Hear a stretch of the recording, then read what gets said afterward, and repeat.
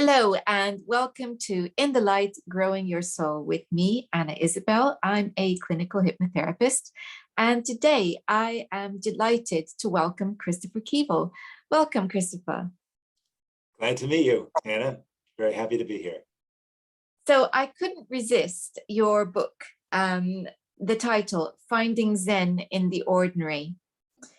And so I guess a good place to start would be for you to tell the audience what Zen actually is. It's one of those words we hear, but not everyone knows what it actually means. Well, I suppose there's a lot of meanings to it. I mean, there's kind of a colloquial meaning when people say, I'm Zenned out, or I want to be Zen about something, sort of how to get relaxed or easy, or not to sweat the small stuff, that kind of thing. And then I would say there's a long tradition and a history of Zen. It was actually, started centuries ago in China and made its way to this country in the last century, and is a practice of bringing oneself into the present moment.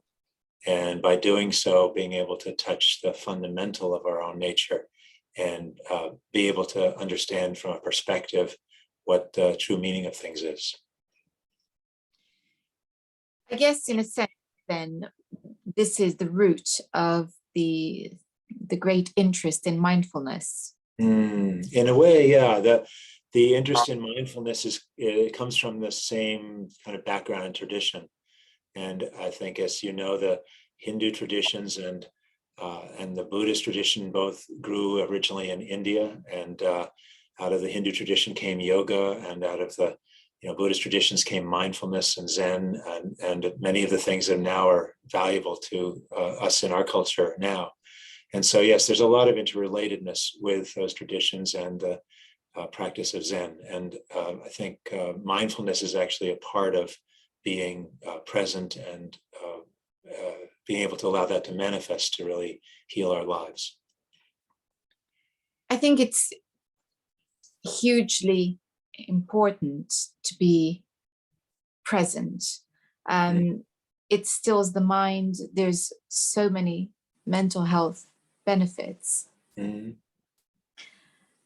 What I like about your book is that it kind of answers a question that I'm often asked. People say to me, oh, I'd really like to do something spiritual, but I don't have the time. And they're kind of missing the point that spiritual is not something you go and do. It's something that you live. And I really like that about your book, because it's a lovely illustration of how you find meaning in the moment. So tell us a little bit about the book. Well, as you said, the title is Finding Zen in the Ordinary. And it's a set of 48 vignettes and stories that relate to things that have occurred in my life through a life of practice and spiritual inquiry. And my hope was that they would be inspirations to other people who would read it, to be able to see how spiritual presence arises in all sorts of situations. So there's stories about when I was a boy in school, and stories about interactions with the Zen teacher that I work with, and musings on what it means to be enlightened, and a variety of different things that arise. But the core theme through it all is moments of insight, or places where it felt like a spiritual presence arose and it changed me in some way. I like to think of this a bit like a lens that you pull in and out to focus. And I think for me, most of the time we live our lives in a kind of not close-up focus and not full back focus. We're kind of in the middle. And I think we actually do need to shift focus from time to time. In fact, preferably several times. And the advantage, of course, of pulling out is that we see the bigger picture. And I think it's really important that we do that, particularly when we're confused or encountering obstacles and we want to understand why things are happening, but we don't know to pull back and get the big picture is a really good idea.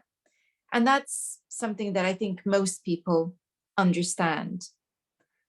But I think the bit that we miss is the beauty of zooming right in so that we see the detail. Mm. And, you know, I guess the analogy for me would be, you see the butterfly, just stop and really zoom in so that you can see all the glorious patterns on the wing. How do you feel about that? Yeah. Well, you know what it makes me think of is Samadhi, which is a Sanskrit word meaning deep absorption or presence. And actually, it's a term used in, I think, most all the Eastern religions. And it's about becoming fully absorbed and present in this moment. And one of the things that I find when I meditate, and I think this is true that everybody comes across this in meditation, is a sense of the thoughts and worries and concerns kind of blowing away, like clouds dissipating on a day when the sky becomes clear. And then it's just a sense of this happening right now without worries or considerations or even categorizations. And so I would say that for me, that combines both the very clear close-up awareness and the very broad sense of the whole, because it's in a sense coming into the present of what's actually happening rather than the conceptual dimensions of one's mind, identifying and structuring it, which then puts an overlay on it. And so I remember a story with two spiritual teachers sitting together, and they sat under this large oak tree. And for about a half hour, they were just sitting there. And then one turns to the other and he said, "So they call this a tree?" And the other one laughs, and they both have this wonderful laugh because their experience is such that the actuality of this living being that's there with them is so much more than the word tree. And it brings into focus or clarity what our lives in each moment presently are. So for me, that regular daily practice of touching on the fundamental of what's actually going on informs the rest of life, by which that can be there as a part of how one is rushing around or worrying about the next day or all the other things that we do too. I love that. I love the story of the tree. And yeah, I'm just kind of processing that it's still, because I really like that. Mm. And what I'm thinking is, as I'm listening to you, that as we focus in on that detail, this is a great way, obviously, to start meditation Mm-hmm. and to enter that state of mind which is most relaxed. So as a hypnotherapist, you know, one of the techniques that I might use to help people enter that state would be to ask them to focus on one particular thing. And as they do that, the mind begins to relax. And so we begin to enter that state of hypnosis. And so it is with meditation that some people might, you know, focus on a candle or on a fire, anything. But that's also used in, I believe, in shamanic traditions, Mm-hmm. because it helps to enter a different state. And of course, what happens then is that as you do that, you do get that broader picture. So it's almost like it's a circle, and either end is a good place to be to gain insight and better understanding. Yes, that certainly resonates for me as well. And I think the thing that I've certainly experienced is it's so much about an actual practice. At least for me, that's been very true. It's one thing to think about these things and talk about them and read about them or discuss them. but to engage in some form of practice. Meditation can be one of them, but there's all sorts of practices that have been developed through traditions or other methods to bring one to the present moment, and to expand one's awareness of what the present moment actually is. That practice then brings a wisdom and an understanding that's beyond what gets described in words. It's something like if you wanted to know what an orange tasted like, you could spend a lot of time explaining it to somebody who hadn't tasted an orange, but eating one is when you really get it. And so it's, I think, for me, very foundational that a practice brings you the direct experience of this touching the fundamental. So you mentioned that there are other practices besides meditation. Tell us a little bit about those. Yeah. Well, within our Zen tradition, meditation is fairly central, and there's a variety of different ways of going about that. So one can be just simply sitting and being still and being present with what arises, but there can be a breath, following the breath. And so breathing out and saying, counting 1 internally, breathing out and counting 2, counting 3, going up to 10, and then starting again. Just by doing so, watching how the mind gets distracted and then always bringing it back and being present. There can be work with Zen stories, which are called koans, which are special sort of teaching stories that have embedded with them in them an insight that the mind can't really solve rationally, but one gains through a focus on that. There's walking meditation. Meditation can be done in the midst of daily activities. And so meditation while washing the dishes, meditation when the phone dings or rings, and a moment of just taking a sense of presence before one responds. And so those are various different practices. And then, of course, there's many other ways that people experience a sense of deep presence or samadhi, being enthralled in a beautiful sunset, or listening to a beautiful piece of music or something that really draws one in, or even having a deep interaction with a friend where one is totally tuned in and connected. I think other aspects of how we touch into this fundamental aspect of ourselves. And that's it, isn't it? It's about being present and focusing, because when you focus, your mind actually slows down. It's cutting out the extra stuff that's floating around and just focusing in on the one thing, which then allows you to be very present because you're paying attention. So what would you say to people who say, well, I haven't got time for any of that? Yeah. Well, some people have different natures that are more or less oriented toward stopping and taking time to focus. And I think that for some people, it may just not be very workable. So that's okay. I mean, I think there's so many different people with so many different natures.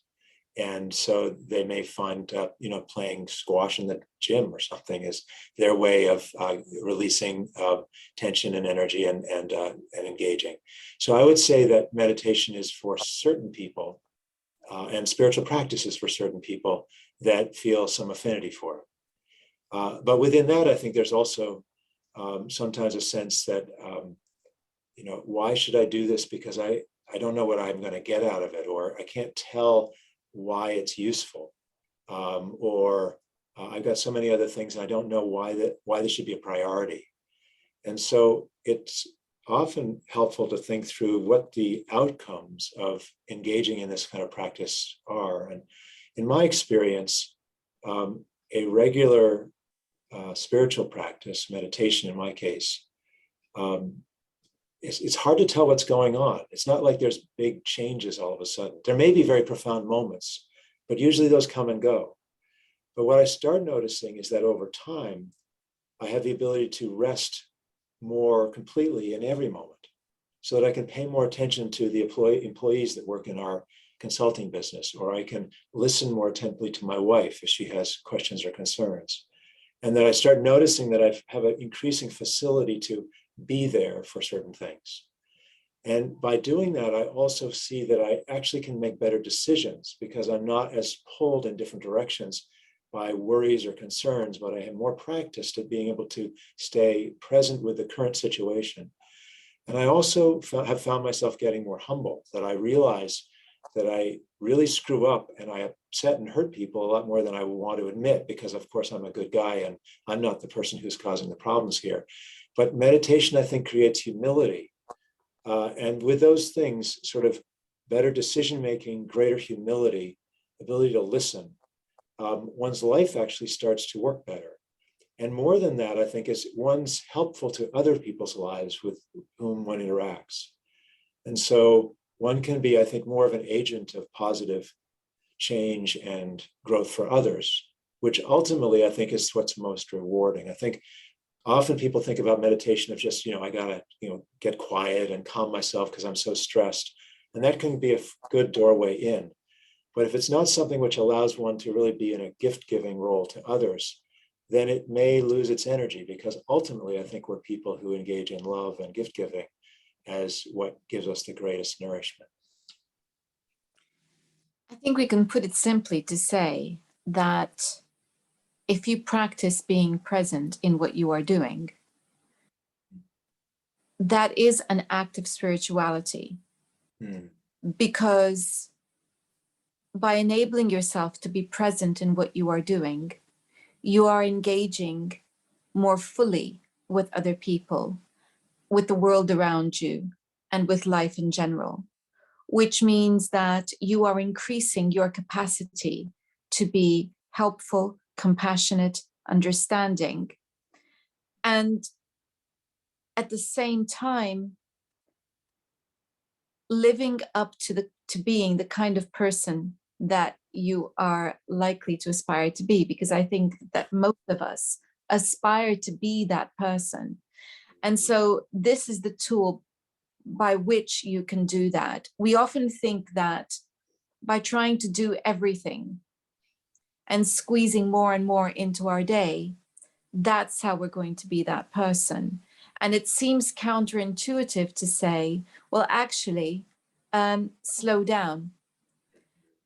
But that is the means by which you're going to do that, because we know that when we're rushing around, we make mistakes, we get frustrated, we get impatient. Oh boy, do we get impatient, because we have a short amount of time in which to do so much. And so consequently, we're more likely to be impatient when the car in front of us is going more slowly than we'd like, etc., etc. It just goes on, doesn't it? So when people say, I don't have time for spiritual practice, this is the spiritual practice. I would say that's very true. It also makes me think of how I've come to realize that even if I'm sitting still on my own, there's a great ripple effect from any activity or behavior that one engages in. And some of it is understandable and some of it's mysterious. So if I'm sitting and practicing in a way that bring myself into real deep stillness and presence with the moment, some of the ways that it ripples out is just, I'm likely to say something to somebody that I've been doing that, and it may inspire somebody else. They may wonder why I do that and be curious, and it may cause them to shift in their approach or their thinking. It might bring them to a different set of priorities a slight bit. And then I think there's a mysterious aspect to it as well, because I think there's so much of this realm in which we live that we don't really fully understand, how we're interconnected, how our psyches or our spirits may touch or influence each other. And so by engaging in this way, we're doing something, I think, much more profound and far-reaching than it might first appear. Exactly. I think there's another element too, and that is that in doing this, we're taking care of ourselves. So if we're wondering why we should why we should slow down and be more present and practice being more present, it's because this is also about self-care. If our brains are racing, we're more likely to have accidents anyway. Accidents where we get hurt, or accidents where we say the wrong thing and cause harm to somebody else, because we're not thinking as fully, excuse me, or carefully. So we do need this as part of self-care. Ultimately, it's de-stressing our systems. And so there are health benefits. Yes. What can you tell us a little bit about research that's been done in that area? Well, I know there's been research over the years relating to meditation practice and how a regular meditation practice will lower blood pressure, will get the blood sugar levels more in balance, will tend to be correlated with increased health, and reduce signs of stress, various different aspects of that. And so there are definitely health benefits that arise from engaging in a meditative practice, or in that case, I think many different spiritual practices. So somebody decides, okay, I'm going to give this a go, but I'm going to start meditating. I'm just going to do 5 minutes. Is that enough? Very much so. And I would say that a short bit of meditation. I met someone recently who said, I'm meditating regularly, 12 minutes a day. She said, that might not seem like much. And I said, no, it actually sounds wonderful. And, even if it was 3 minutes, I think it's more the aspect of a regular practice, because it's an ongoing touching base that one does with one's mind and soul to something more profound and far-reaching and interconnected. And I think the other is that if one does something very short and seemingly very easy, then one can sustain it. And then if one sustains it, it may feel like, oh, this is actually somewhat useful. Let me see if I can do somewhat more. But my experience is that if one pushes to try to do more than is really reasonable in one's own rhythm, there tends to be an oscillation where someone might get enthusiastic and do a lot and then feel like, oh, that's way too much, and then stop. Or if someone actually does a little bit on a regular basis, then there may be an understanding of how it informs one's experience in life in this subtle way I was talking about, kind of on a longer term, subtle basis. And then it becomes a more useful tool in one's life. I always recommend that people start with a minute or 2 minutes, because that's, I think, manageable in most people's minds. Just a minute to just sit down and breathe. And then I hear about how difficult it is to still the mind. Yeah. So what tips would you give for stilling the mind? Yeah. Well, one thing that's useful for people to know, that even people who have been meditating for long periods of time will frequently have their mind jumping all around. It's actually inherent in the nature of the mind to have a lot of activity. I mean, we have some, I don't know, trillions of brain cells that are all carrying out activities. And it's sometimes likened to a huge ocean where, there's waves and ripples across the ocean. It's never that it gets to be so it's, glass smooth. There's all sorts of operating functions that are unconscious or physiological. And so one thing to do is just be relaxed about not trying to kind of clamp down and stop thinking, because that's not really how it tends to function. Thinking is like a highly complex, multi-layered process that's ongoing. And more, it's if one settles, it'll settle down somewhat. So one may find that, or maybe a thought will come up that's incredibly strong and wants to drag you off in a certain direction. And that's useful to be aware of as well. It's not so much achieving some stillness of mind as just setting that as an intention and then being willing to allow the mind to arise and fall away how it may. And that willingness to have both the intention and then to be able to allow the mind to arise and fall with various thoughts and feelings, and be with that process of the mind in its action. That's, I think, really the work of meditation. So if one sits down, as happens for me not infrequently, and my mind's all over everywhere, just to sit with it and realize that today my mind seems to be all over everywhere. And that creates more equanimity and peace. I always find that for me personally, I think I need about 5 minutes before my mind begins to settle down. Mm-hmm. So for me, I've learned, I started off, meditating for short bursts. Mm-hmm. And I discovered that it was better to give myself longer, mm-hmm. just because it takes a little while for my mind to settle. And I think that's the things that we all need to figure out what works for us. Mm-hmm. And that's the thing. And the other thing I find is that if we're not in that space where we can actually sit down because we're too anxious or too busy, something that I do, and it's about bringing that focus in, is just asking myself, what am I doing at this moment in time? What can I notice? Mm-hmm. What is it that's here? So, you were talking about doing the dishes, just noticing every plate, and as I rinse it and put it into the dishwasher, what does the smell of the washing up liquid smell like? What can I hear in the background? That kind of thing, mm-hmm. is really good for actually bringing some stillness in, mm-hmm. just by asking ourselves those questions. What can I notice? What does this feel like? Obviously, we know, but we never think about it.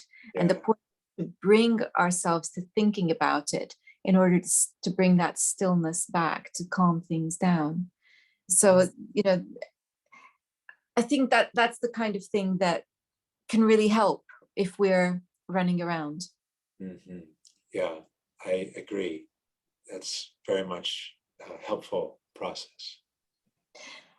You talked about walking meditation. Mm-hmm. Tell us about that, because that sounds really handy. Oh, yeah. Well, the process of walking meditation is to walk mindfully without, well, in the meditation retreats that I lead or that I've been to, it's without a particular destination. I mean, it may be walking just around in the room where the meditation is occurring, or if it's a nice weather, going outside and walking in the yard and on the grass and being present with that. One could walk through an airport, or walk to the mailbox and back in a walking meditation as well, although it might feel a little more awkward because people might see one in a meditative space. But generally, it's helpful to walk slowly enough to be attentive to all of the activities and motions of the body, and to, again, practice being fully present with the process of walking. And it's interesting, if one starts to do that, one can frequently start to feel like you're losing your balance, because you're actually focusing and you're walking in a way you may not have done since you were a toddler. And it changes the orientation toward one's body, and the feeling of the foot and the pressure of the sole of the foot as it contacts the floor or the ground, the articulation of the knees, what's happening with the hands. And so there's a lot going on that, if one is present with what is happening, it brings an awareness of the body and of the breath and of the movement through space. So that can be a very useful meditation, and also helpful in meditation retreat environments where you may have long periods of meditation, and so you can alternate sitting and walking meditation so that it doesn't become too challenging to sit. It's funny, if you sit in meditation in the same position, it becomes very challenging. It's as hard, I think, as doing a strenuous hike up a mountain to try to do a full day of meditation, because of the it's just the nature of how our bodies interact with it. So walking meditation is also a very useful tool to be able to extend the opportunity for meditation in different type of situations. I like that. And I like the idea of being able to move while we're doing it. And again, we're back to paying attention. Yeah. So I've never done a walking meditation, but I've been working on bringing it in while I'm doing yoga. Oh, yeah. Mm-hmm. Because, just noticing what my muscles are doing and really paying attention to my body whilst I'm doing it. So that it's not a mechanistic experience. Yeah. It's I'm there. Yeah. So that's quite an interesting one. The other thing I wanted to ask you about is chanting and sound. What role can they play? Well, there are regular chants that we use in the Zen tradition. And I also have experienced the chants in the yogic tradition. And there's obviously a lot of that. There's hymns in the Christian tradition, so songs and chanting can be important and valuable in all sorts of spiritual traditions.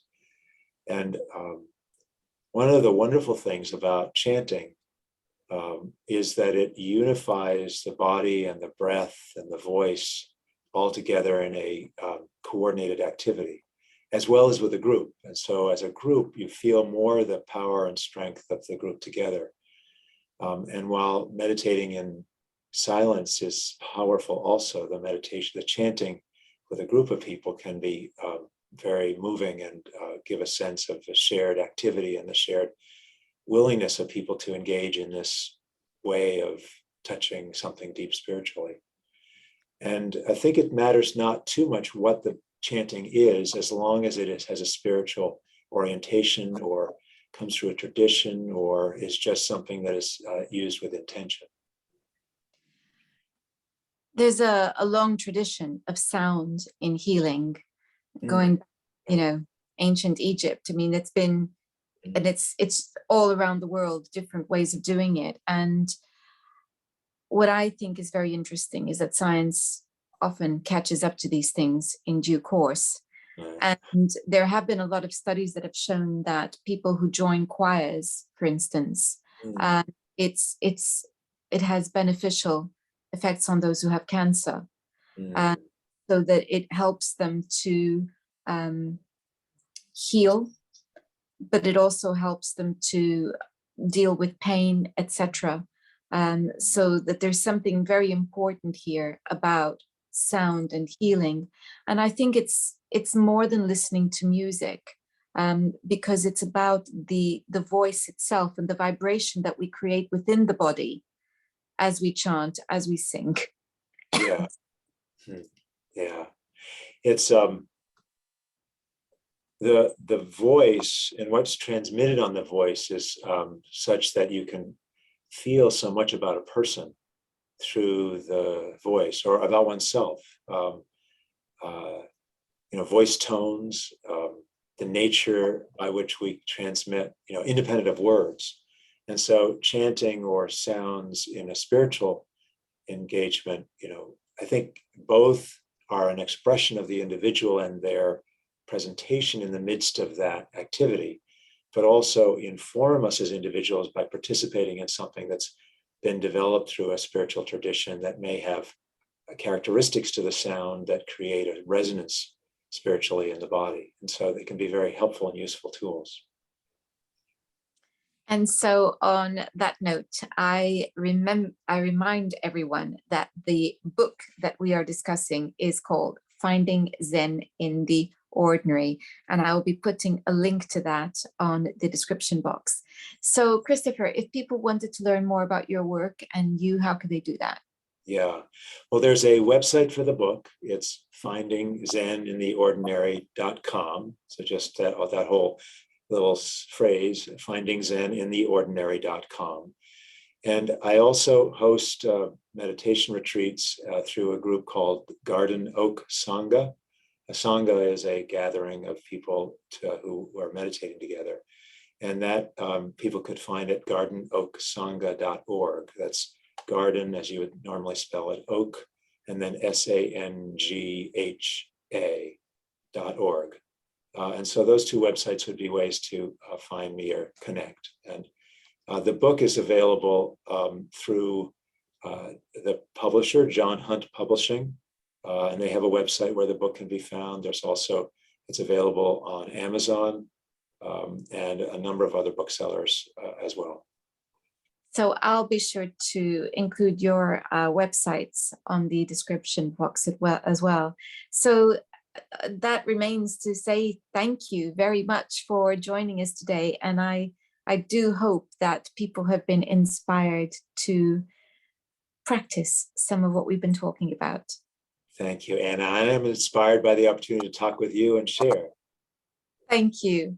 And thank you all for watching. Have a great week, and until next time.